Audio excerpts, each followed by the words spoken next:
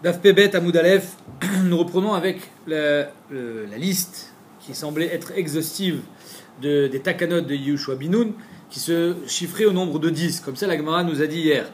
Pourtant, on a vu que déjà il y en avait deux autres qu'on n'avait pas mentionné. La Gemara dit ok, peut-être parce que ça c'était des Yechidim qui ont mis cette takana dans le lot des takanot de Yehoshua bin Nun.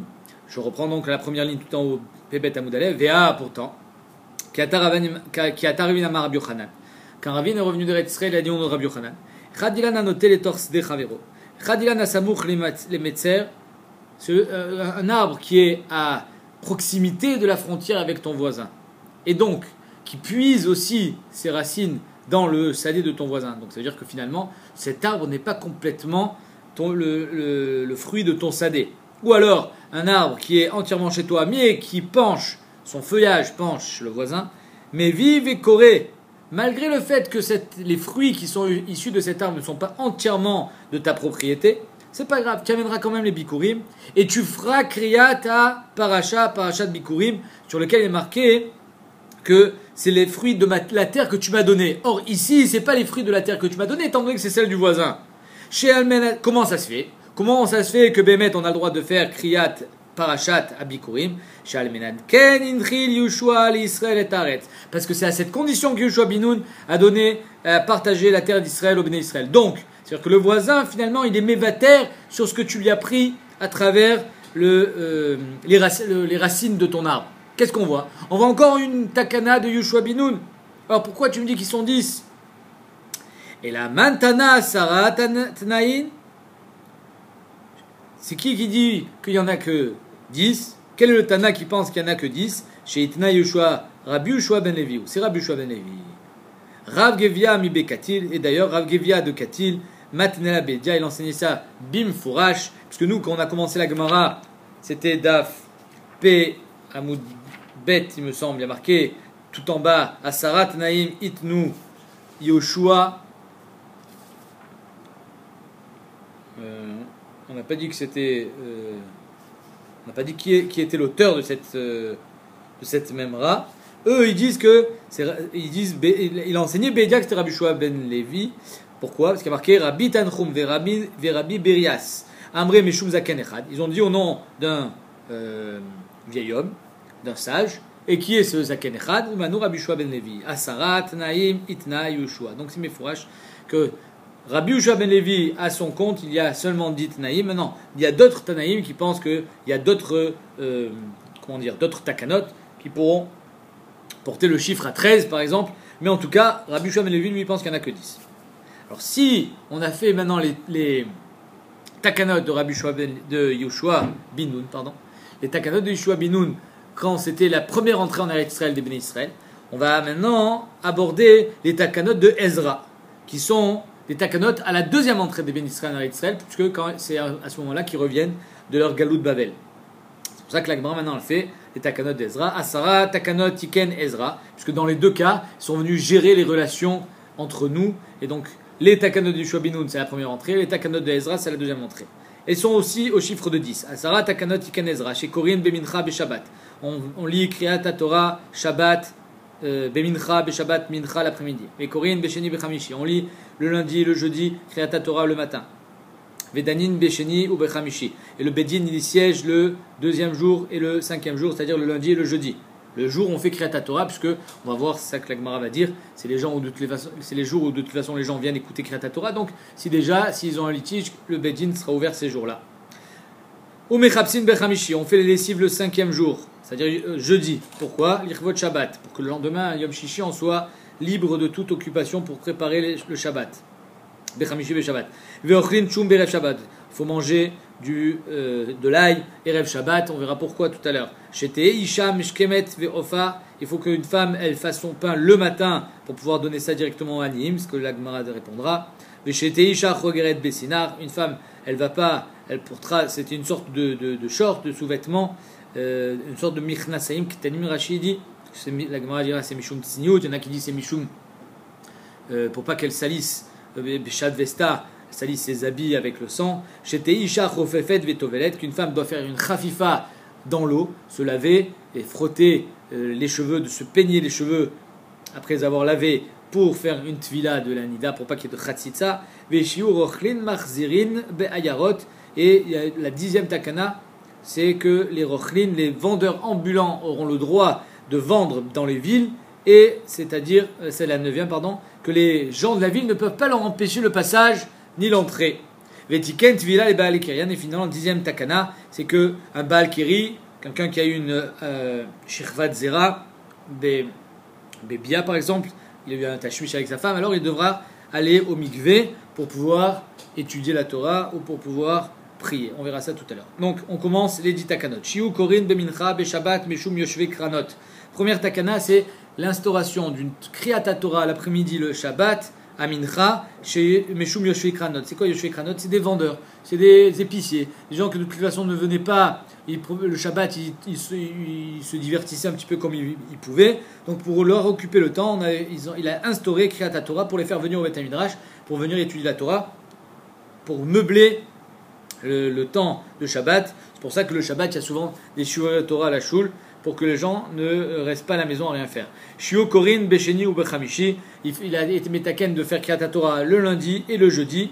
Ezra tiken, la Gemara dit, c'est pas Ezra. Ve'amikara ve'mitakna. C'est déjà depuis Moshe Rabbeinu, ça. D'Etania. Va'ilchu shloshet yamim bamidbar. Les bénis d'Israël sont allés 3 jours dans le désert. Velo matsumaim, ils n'ont pas trouvé d'eau. Dorcher et Shumot Amrou, les Dorcher et Shumot, ils disent on ne parle pas d'eau liquide ici. En Maïm et la Torah, c'est-à-dire qu'il ne faut pas rester 3 jours sans Torah. Chez Neymar, Oy Kol Tzame, Lechou la Maïm, celui qui a soif, il faut aller à l'eau. On ne parle pas d'une soif physique, mais d'une soif spirituelle. Et En Maïm et la Torah, Kivan She Alchou Shloshet Yamim Belo Torah, Nilou. Quand ils ont commencé à être sans Torah pendant 3 jours, alors ils se sont sentis mal. Amdou Neviim chez Benehem, c'est la raison pour laquelle les Neviim qui étaient parmi eux, Vetik, ils se sont levés, Vetik nous lahem, Shiu Korin Beshabbat. C'est pour ça qu'on a été metaken, qu'il n'y a pas 3 jours qui passent dans la semaine sans Kriyat Torah. Donc, première Kriyat Torah, c'est par exemple le Shabbat. Ensuite, Mafsikin Bechad Beshabbat, Yom Rishon le dimanche, il n'y a pas de Kriyat Torah. Vekorin Besheni, et on fait Kriyat Torah le lundi. Mafsikin Shlishi Verevi, Vekorin Bechamishi, encore une Kriyat Torah le jeudi. Donc, il se trouve qu'il n'y a pas 3 jours sans Kriyat Torah. Mafsikin Rev Shabbat, qui était chez le Yalinu Gimel Yami Belo Torah. Pour qu'il n'y ait pas 3 jours sans Torah. Donc comment tu veux me dire que c'est Ezra Sofer qui a été metaken ça, sachant que c'est déjà dans le Midbar? Elle m'a répondu, mais Ikara, la première takana, elle n'était pas vraiment comme on l'a aujourd'hui. Mais Ikara Tiknu Chad Gavra Tlata Psuke. La première takana, elle était que un seul homme lira 3 psukim. Inami Tlata Gavre Tlata Psuke. Alors 3 hommes liront 3 psukim. Mais donc ça veut dire que c'était une Kriyat Torah de 3 psukim seulement. Keneged Kohanim Levim Israélim. Ataou, mais Ezra Sofer est venu Tiken Tlata Gavre Ve'asara Psuke. Il était metaken qui est 3 montées obligatoires sur 10 psukim. Chacun lira au moins 3 psukim. Keneged Asara Batlanim. Et les 10 psukim, c'est Keneged Asara Batlanim. C'était 10 personnes qui étaient payées à rester au Beth Midrash en permanence, étudier et être présents tout le temps pour la tfila, qui était payée par le Tzibour. Entre parenthèses, juste citer ce marcha qui est extraordinaire, puisque l'histoire de cette eau-là qui n'avait pas d'eau dans le désert pendant 3 jours, ils avaient soif, et la Torah nous dit qu'on a trouvé l'eau, elle était mare, elle était amère. Ils ont pris un arbre, une branche qui était aussi amère, ils l'ont mis dans l'eau, amère avec amère, ça a adouci l'eau. Le marcha, il explique qu'il y a marqué là-bas Sham Samlo Chok ou Mishpat Maïnyano les Mash Alchou Gimel Yamim Vilo Matsumaim. Pourquoi là-bas tu me dis Sam Shamlo Chok Mishpat? C'est-à-dire que Kadosh Baruch Hu nous a enseigné la Torah. Chen Darshu Shekivan Shalchou Gimel Yamim Vilo Torah. En fait, la Torah vient nous dire qu'ils sont allés sans Divrei Torah, sans Torah pendant 3 jours. Ayun Ilim, Ayefim, ils étaient fatigués, Mishtot Me Torah. C'est-à-dire que si un homme il reste trop longtemps sans Torah, alors il n'a plus envie de la Torah. Kayou Marim Lahem, ça devient amer. La Torah n'a plus de goût parce que je me suis éloigné de la Torah. Comme il y a marqué, si tu m'abandonnes un jour, moi je t'abandonnerai 2 jours. Hachura Lahem, Hashem Etz. Kadosh Baruch Hu, il leur a montré un Etz. C'est quoi le Etz? Etz Chaimi la Machazikim, c'est la Torah. C'est-à-dire que finalement, quand un homme il n'a plus le goût dans la Torah, le seul moyen, même si la Torah est amère, c'est d'étudier la Torah. C'est seulement en étudiant la Torah que la Torah elle peut s'adoucir. On continue. Vedanim, Beshni, ou Bechamishi. On est dan donc le Yom Shini et le Yom Chamishi, le lundi et le jeudi. C'est là où les Beatidinim sont ouverts. Des Shrichés, des Atou, les Mikre Besifra, puisque c'est à ce moment-là que les gens sont présents en ville pour venir écouter Kriyat Torah du matin. entre parenthèses, pourquoi c'est Davka le lundi et le jeudi? Alors on aurait très bien pu être Metaken d'autres jours dans la semaine, puisque l'essentiel c'est qu'il n'y ait pas 3 jours sans Kriyat Torah. Alors c'est marqué dans le Midrash parce que Moshe Rabbeinu, il est monté au Har Sinaï un lundi, il est redescendu un jeudi, un Yom Sheni, il est redescendu le Yom Hamishi pour les Luchot Shniot, et donc c'est pour ça que c'est des jours de Rachamim, c'est d'ailleurs pour ça qu'on est Mitané, Sheni, Vachamishi, quand on a besoin d'être Mitané, de faire un Ta'anit. Les Shiur Mechapsin Vachamishi Beshabbat, de faire les Kvisot, les machines, le Chamishi Beshabbat, Mishum Kovod HaShabbat, soit pour avoir les habits propres pour le lendemain, soit pour être libre le jour de vendredi pour préparer Shabbat. Veshiu Ochlin Shum Berev Shabbat Mishum Ona, manger de l'ail pour la Ona, parce que c'est Marbezera, Dirtiv Asher Pireo Iten Beito, Amar Abuda, Veitimar Rav Nachman, Veitimar Rav Kana, Veitimar Rav Yochanan, Ze Ameshamesh, Mitato Merev Shabbat, Lerev Shabbat, Al Zenema Asher Pireo Iten Beito. Le Zman de Ona, c'est celui de vendredi soir, parce que l'homme il est panouille, mis à sa cave, c'est le jour de Ta'anoug, et en plus, c'est pas un jour où on va étudier la Torah la nuit, donc c'est pour ça que c'est le jour où il se retrouve avec sa femme. Tanora Banan, Chamisha Dvarim Neemru Beshum. Il y a 5 choses, 5 particularités qui ont été dites au sujet de l'ail. Masbia, il rassasie. Mashrin, il réchauffe. Matsil Panim, il rend la figure rouge, c'est-à-dire il donne des couleurs. Marbe Azera, il augmente le Zera. Veorek Kinim, chez Bemene Me'ayim, il tue les petites bestioles qu'on peut avoir, Chazve Shalom, dans l'intestin. Yesh Omrim, Machnis Ahava, Umotzi et Akina. Il y en a qui disent que ça fait rentrer de l'amour et ça enlève, ça évacue la jalousie. Je sais pas comment exactement. J'étais, c'est pas grave. J'étais Isha Mashkemet Ve Ofa. Donc une femme, elle doit se lever le matin pour préparer le pain. Kede Shete Pat Metsuyananim, puisque les pauvres ils vont venir demander à manger, faire du porte-à-porte pour demander à manger. Et donc il faut que le pain soit prêt dès le matin. Si déjà. Mais J'étais Isha Chogeret Besinar Meshum Tsniuta. Une femme, elle met une sorte de sous-vêtement, c'est Meshum Tsniut. Et chez Isha Chofefet Vetovelet, la Gemara dit Deoraita. Faire une chafifa, c'est Deoraita, c'est-à-dire que c'est interdit, Minatora, d'avoir une chatzitza dans la tête comme sur le corps. Alors pourquoi tu me dis que c'est une takana de Ezra Sofer? C'est pas shoot. Des Tanya, il y a marqué dans la Torah Verachatz Besaro, Ba Maïm, Shiloye Davachotzet Ben Besaro. La Maïm, il y a marqué qu'il ne faut pas de chatzitza entre son corps et l'eau. Et Besaro, Verachatz et Besaro. C'est quoi et tatafel et bisaro, c'est même ce qui est tafel à son bassar, c'est-à-dire les cheveux umayniu, sear. Donc c'est marqué mes fourrages dans la Torah que même dans les cheveux il ne faut pas qu'il y ait de chatzitza. Donc pourquoi tu me dis que c'est Ezra Sofer qui a été metaken ça? Amré, l'agma répond de raita leyune. Minatora, le chiyuv il est seulement de faire attention de ne pas avoir de chatzitza, mais j'ai pas l'obligation de me passer le peigne. Dilma miktar, peut-être que je vais avoir un nœud dans les cheveux. Inami maouz, peut-être que je vais avoir une salissure dans les cheveux. Maous midé meshum chatzitza. Et donc c'est pour ça que Minatora, j'ai seulement le chiyuv de faire attention. Ve'atayu tiken chafifa. Ezra Sofer il a été metaken chafifa, soit seulement de se mouiller les cheveux d'après certains rishonim, je crois que c'est Tosfotrid, soit d'après les autres rishonim, par exemple Rashi, de se peigner les cheveux après les avoir lavés. Ve'shiur ochlin mechazrin bayarot, que les vendeurs ambulants aient le droit de passer dans les villes, on n'a pas le droit de leur interdire l'accès. Meshum tarshit et nashim, parce qu'ils vendaient des parfums pour les femmes. Kede shelo itganu al baalehem, pour pas qu'elles soient repoussantes à leur mari, pour qu'il y ait mitzvah tona. Vetiken tvila les baale kirian, et qu'ils fassent surtout la mitzvah de piraviria. Vetiken tvila les baale kirian, donc un baal kiri doit aller au mikvé. La Gemara dit d'oraita, ou c'est pas sa takana, c'est la Torah, c'est marqué mes fois dans la Torah, quelqu'un qui est baal kiri doit aller au mikvé, dirtiv. Veish ki tetse mimeno shechvat zera ve'achat set vesor bamaim. Donc c'est mes fourrages qu'un homme duquel est sorti shechvat zera, il doit se tremper dans l'eau. Donc quel est-ce qu'il a été metaken? Ça c'est pour la trouma, pour manger de la trouma, pour manger les tarot, pour manger les korbanot, je dois le mikvé. Mais pour les divrei Torah, Miyamar, Ezra Sofer, tiken, que pour les divrei Torah et même pour les tefila, il y en a qui disent, alors il a été metaken. Les maasé, aujourd'hui on n'est plus Noël comme ça. Soit il y a les Tosfot, le Tosfot et le Roche, pardon, ils répondent que comment on a fait pour être mevatel à takana d'Ezra Sofer? Alors s'il a été metaken, c'est trop tard, on peut plus être mevatel. Alors le Tosfot et le Roche ils répondent qu'il n'y a pas vraiment eu de bitul de takana, c'est juste que Ezra lotiken takana zoklal. Il n'y a jamais eu de takana sur, puisque c'est un yeshomrim. Non, c'est pas sur ça le yeshomrim. Il n'y a pas de yeshomrim, pardon. Donc il y a une marque loquette, est-ce que Bémet il y a une takana pareille sur Baal Kiri, soit que Ezra Sofer il a été matné mais Roche qu'on puisse être mevatel ota, soit enfin que toute takana qui n'est pas mefureshet, qui n'a pas de smar dans le pasuk, d'asmarta, alors on peut être mevatalota. Les maasé, le Kesef Mishneh lui répond que c'est une takana qui n'a pas été mitpachet parce qu'elle était trop compliquée et trop dure à garder, donc elle s'est annulée d'elle-même. Les maasé, le Magan Avraham, il dit que ils ont été mevatel mishum bitul Torah, bitul Pirea Verivia, et donc apparemment c'est un vrai bitul kacham ashma du Shulchan Aruch. On continue. Asara Dvarim Nehemru Yerushalayim. 10 choses ont été dites au sujet de la ville de Yerushalayim. En abayit chalut.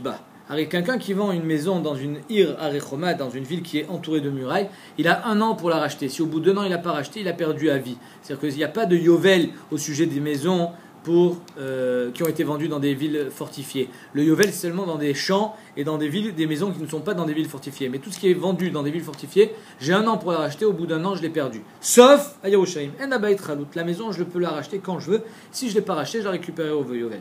Ven mevia eglaroufa, s'il y a un mort à proximité de Yerushalayim, il n'amènera pas eglaroufa. Le Meiri dit que ça sera la ville la plus proche, à part Yerushalayim, donc celle qui sera dans les alentours de Yerushalayim, qui devra amener cette eglaroufa, puisqu'on amène une eglaroufa quand on trouve un mort, on sait qu'il a été assassiné, mais on ne sait pas par qui.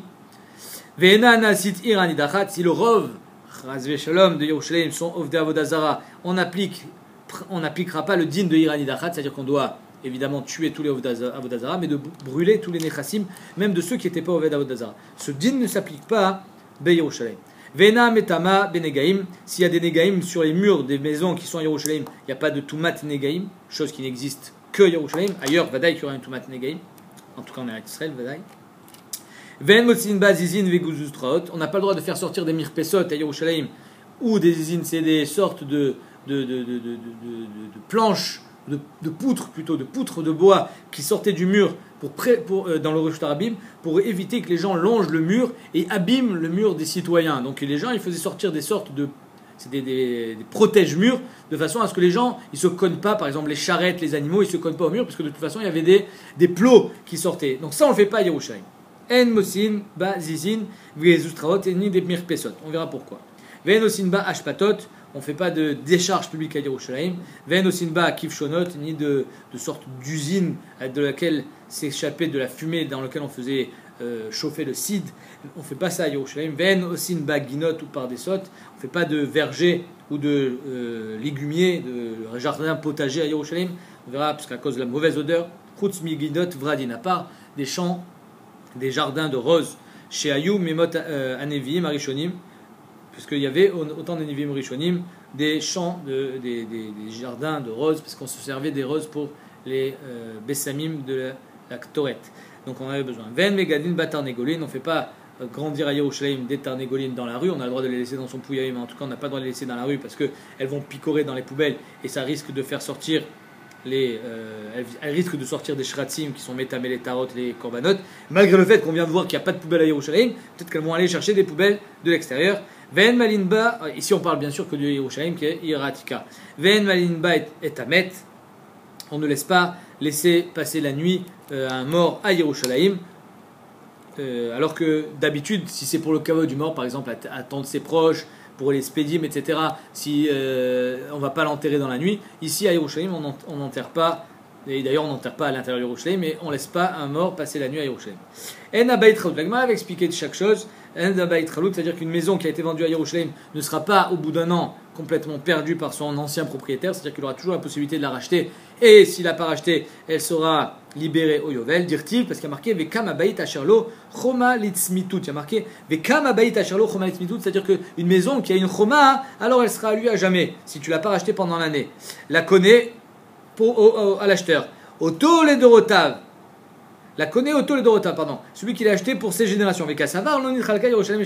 Ce din ne s'applique que dans les contrées qui ont été distribuées aux Shvatim. Or, Yerushalayim ne faisait pas partie. En fait, le Chazonish explique que Yerushalayim faisait partie des contrées qui ont été distribuées aussi aux Shvatim. Chelek à Binyamin, Chelek à Yehuda.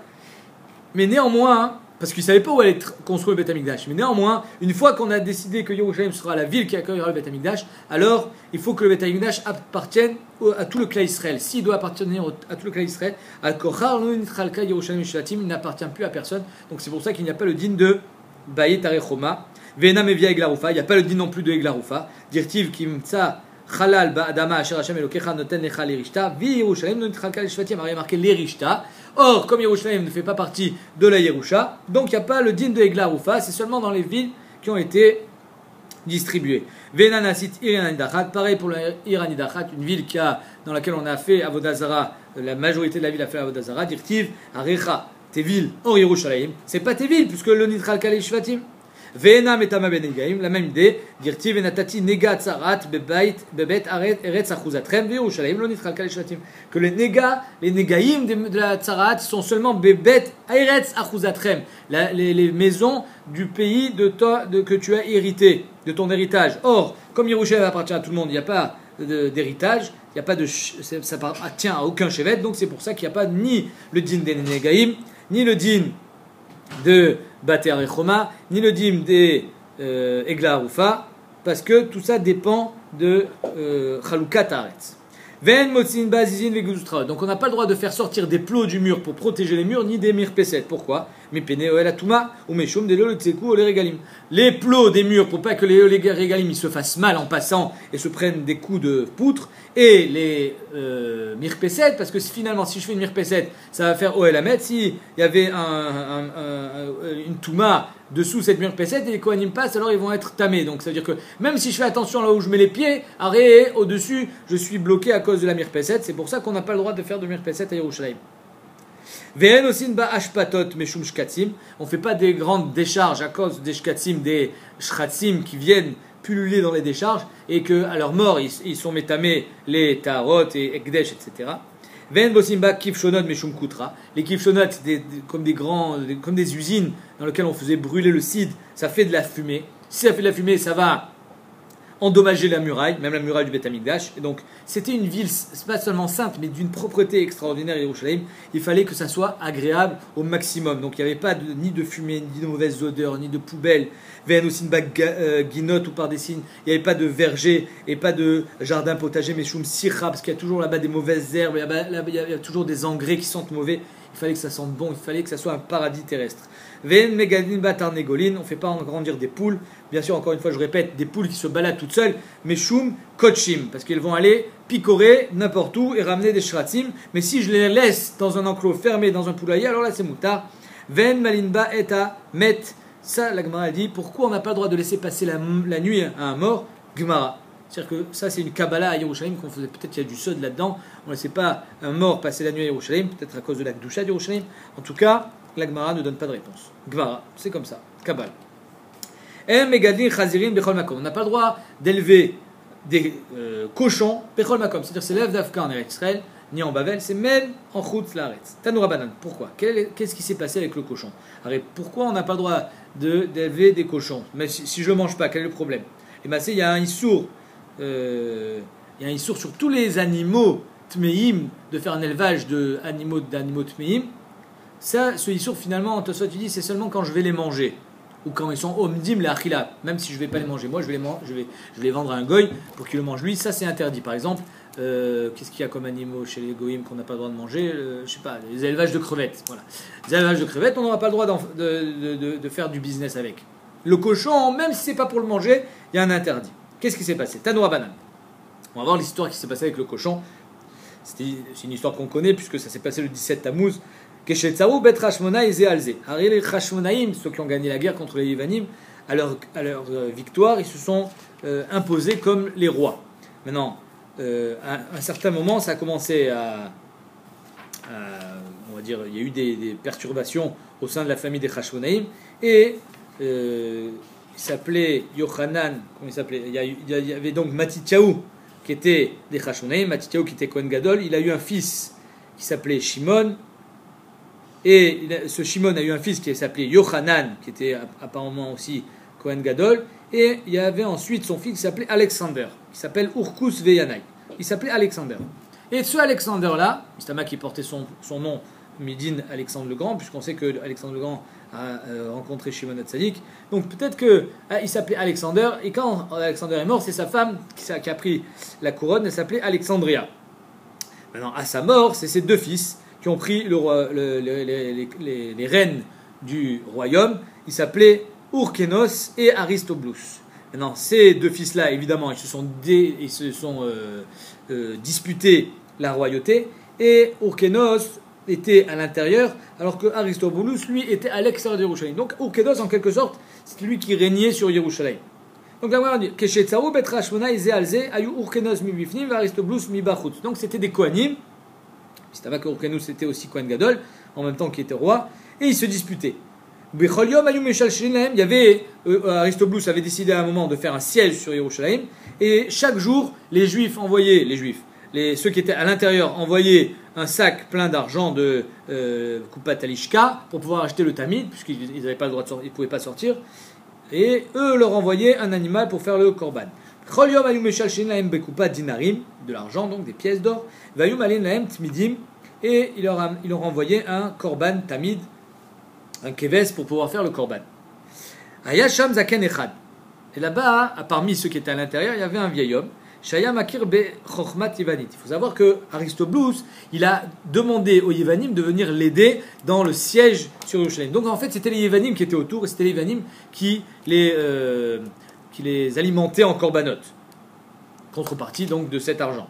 Mais ceux Zaken Echad qui étaient à l'intérieur de la Choma, eux, lui, ils connaissaient Ayamakir be chokhmat Yevanit. C'était une sorte de chokhma, de signe, de langage des signes. Et donc il a réussi à communiquer avec les Yevanim qui étaient dehors sans que les autres s'en aperçoivent. À Marlahem, il leur dit comme ça Kolzman shoskin bavoda en nimtsarim bedechem. Tant qu'ils seront oskin bavoda, c'est-à-dire qu'il n'y aura pas d'efsek dans les korbanot, vous ne pourrez pas les gagner. Ça ne sert à rien d'attendre. Donc les machar, qu'est-ce qu'ils ont fait évidemment? Quand ils ont reçu l'argent, ils n'ont pas envoyé un korban. Shilshilu dinarim bekupa velulahem chazir. Ils leur ont envoyé un cochon. Cochon qui représente Edom pour leur dire vous inquiétez pas, de toute façon vous allez tomber aux mains d'Edom. Kevan Shegia, je crois que c'était des Romains, Mechila, c'était pas les Grecs. Je crois que c'était des Romains qui étaient venus aider Aristobulus et non des Grecs, l'homme chané. En tout cas, Kevan Shegia lechatia Choma, une fois que le cochon qui était en train de remonter est arrivé à la moitié de son chemin, au niveau de la moitié de la Choma, Na'at Siporna Bachoma, il s'est senti un peu peut-être mal en point et déséquilibré. Il a commencé à mettre ses pattes sur la Choma, Benizdaze à Eretz Israël, Arba Meot Parsal, c'est-à-dire tout Eretz Israël a bougé, puisque Yerushalayim c'est le nombril, c'est le centre d'Eretz Israël, si tu touches le centre, il y a tout qui bouge.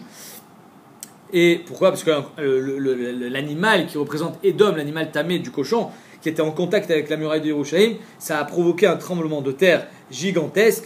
Beotasha Amrou, à ce moment-là, ils ont dit Arur Aish et Gadel Chazirim. Malheur à celui qui fait grandir des chazirim, donc c'est pour ça qu'on n'a pas le droit de faire un élevage de cochons n'importe où dans le monde. Ve'arur Adam chez Lamed et Beno Chokhmat Ivanit, et malheur à celui qui apprend à son fils Chokhmat Ivanit, puisque finalement tout ça est à cause de Zaken Echad qui a réussi à communiquer avec eux. Bechokhmat Ivanit. Ve'alotasha, à ce moment-là où il y avait le siège sur Yerushalayim, Shaninu Maase Sheba Omer Miginot Atzrifin, que le Homer, c'est-à-dire Korban Homer qu'on a amené le lendemain de Pessah, c'est les prémices d'orge qui étaient amenés au Beth Amikdash. Normalement, on les prenait, on venait cueillir l'orge le lendemain de Pessah, le lendemain de Yom Tov, des abords de Yerushalayim. Mais là, ils étaient allés le prendre très très loin, Miginot Tatzrifin, puisqu'ils étaient en siège à Yerushalayim. Veshtalechem, et aussi les premiers grains de blé, Bikat en Soukar, ils étaient obligés d'aller jusqu'à Bikat en Soukar, encore plus loin apparemment, pour arriver à aller prendre du blé. Donc on voit qu'ils étaient en période de siège, ils ne pouvaient pas sortir de Yerushalayim. Quand ils sortaient, j'imagine qu'ils avaient des passages secrets, mais ils devaient aller très loin pour pouvoir se fournir en blé. Néanmoins, ce maasé avec le cochon est arrivé le 17 Tammuz, et c'est ce jour-là où Nifsak Atamid, c'est le début du déclin des Béné Israël, au temps du deuxième Beth Amikdash évidemment, qui a engendré la destruction du deuxième Beth Amikdash.